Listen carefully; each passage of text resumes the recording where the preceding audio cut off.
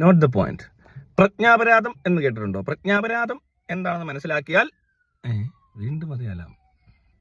പ്രജ്ഞാപരാധം മനസ്സിലാക്കേണ്ട അലാമാ കേട്ടോ. രാഹുൽ ഗാന്ധി മോഡിയൊക്കെ വലിയ വാഗ്ദാനം, ചെറുതൊന്നുമല്ല കേട്ടോ, കൂടിയനം പരിപാടിയായിട്ടോ വന്നേക്കുന്നത്. ഇത്ര നാൾ മോഡിയെ സഹിച്ചാൽ മതി. ഇനിയിപ്പോൾ രാഹുൽ ഗാന്ധി പറയുന്ന തള്ളൂടെ കേട്ട് ആൾക്കാരൊക്കെ എന്തൊക്കെയാണോ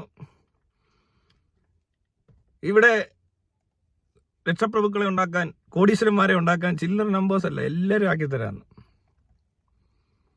പുതിയ സാധനം.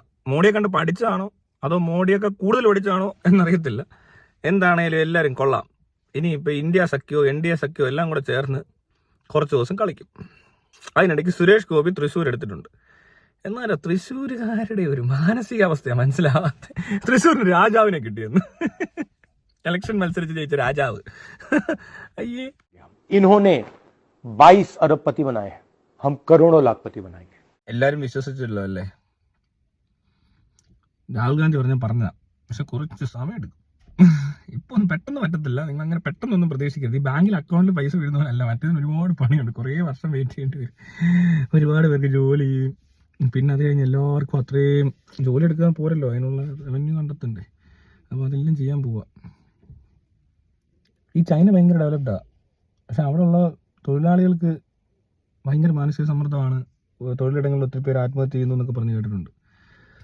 പക്ഷേ പുരോഗമിച്ച് എക്സ്ട്രീം ലെവലിൽ എത്തി നിൽക്കുക. ചൈനയുടെയൊക്കെ ഒരു എന്താ പറയണ്ടേ, അവർ വികസിച്ചത് കണ്ടാലുണ്ടല്ലോ, ഓരോ ഫ്ലൈ ഓവേഴ്സും ബിൽഡിങ്സും ഈ പറഞ്ഞ പോലെ അവിടുത്തെ എല്ലാ പരിപാടിയും നിങ്ങളതൊക്കെ കണ്ടു കഴിഞ്ഞാൽ നമ്മൾ ഞെട്ടിപ്പോവും.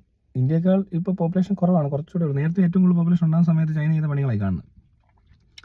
അത് ഏകദേശം മാർക്കറ്റെല്ലാം പിടിച്ചും കഴിഞ്ഞു. ഇനി ഇവിടെ നിന്ന് എന്തുണ്ടാക്കി വിറ്റാൽ എവിടെ ആര് മേടിക്കും എന്നുള്ളതുകൂടെ അറിയണം. ആ ഗ്യാപ്പ് കഴിഞ്ഞിട്ടുണ്ട് ശരിക്കും പറഞ്ഞാൽ. ഒരു പ്രത്യേക സാഹചര്യത്തിലാണ് ഇത് കൂടിയത്. നമ്മളെല്ലാം കഴിഞ്ഞ് വീണ്ടും ഇറങ്ങാതിരുന്ന എനിക്കറിയത്തില്ല എന്തോ ആവുമെന്ന്. എന്നാലും എന്തെങ്കിലും ഉണ്ടാക്കിയ വിറ്റ് പോയി മേടിച്ച് പോകാൻ പറ്റുമായിരിക്കും. ഇപ്പോഴും അതൊക്കെ അത്രയൊക്കെ ചെയ്യുന്നുള്ളൂ. ഇവിടുത്തെ പിന്നെ അടിമകളെ കച്ചവടം ചെയ്യുന്നുണ്ട്. പിന്നെ ഇവിടെ നിന്നും പ്രോഡക്ട്സ് പോകുന്നില്ലെന്നല്ല, പക്ഷേ ചൈനയുടെ അത്രയൊന്നും നമുക്കൊരിക്കലും മാർക്കറ്റ് പിടിക്കാൻ പറ്റുമെന്ന് തോന്നുന്നില്ല. അപ്പോൾ ഈ ജനസംഖ്യ വെച്ചുകൊണ്ട് എന്തോ കാണിക്കാൻ, ഈ ജനസംഖ്യ കുറയ്ക്കാൻ വല്ല വഴിയുണ്ടോ? ഈ ഓരോരുത്തരും ലക്ഷപ്രഭുക്കളാക്കാതെ ഈ എന്തെങ്കിലും രീതിയിൽ ഈ പ്രസവത്തിന് കുട്ടികളുടെ എണ്ണം കുറച്ചാൽ ഒരു 2 തലമുറ കഴിയുമ്പോൾ ഏകദേശം സ്റ്റേബിൾ ആവുമായിരിക്കും. അല്ലാതെ വേറെ വഴിയൊന്നുമില്ല. നിങ്ങളൊന്ന് ആലോചിച്ച് നോക്ക്. ഇത്രയും എല്ലാം നടന്നുകൊണ്ടിരിക്കുന്നുണ്ട്. അതിനകത്ത് ആകെ എക്സ്ട്രാ നടക്കുന്ന ഒരു പണി എന്ന് പറഞ്ഞാൽ ആവശ്യമില്ലാത്ത ജനസംഖ്യ മാത്രമാണ്. അതൊന്ന് കൺട്രോൾ ചെയ്തിട്ട് ഇപ്പോൾ ഉള്ള ഈ പറഞ്ഞ പ്രൊഡക്ഷനൊക്കെ നടത്തിക്കൊണ്ട് പോകാൻ പറ്റും.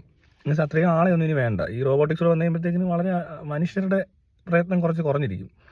അങ്ങോട്ട് പോകുമ്പോൾ വീണ്ടും ഇന്ത്യ ദാരിദ്ര്യത്തിലേക്ക് പോകത്തുള്ളൂ. കാരണം മറ്റു രാജ്യങ്ങൾ ഉൽപ്പാദിപ്പിക്കുന്നതിനേക്കാൾ കൂടുതൽ ഇവിടെ ഉൽപ്പാദിപ്പിക്കണം. മനസ്സിലായില്ലേ? ഇത്രയും പേരെ തീറ്റി പോരണമെങ്കിൽ റോബോട്ട് വരെ ക്ഷണിച്ചു പോകും.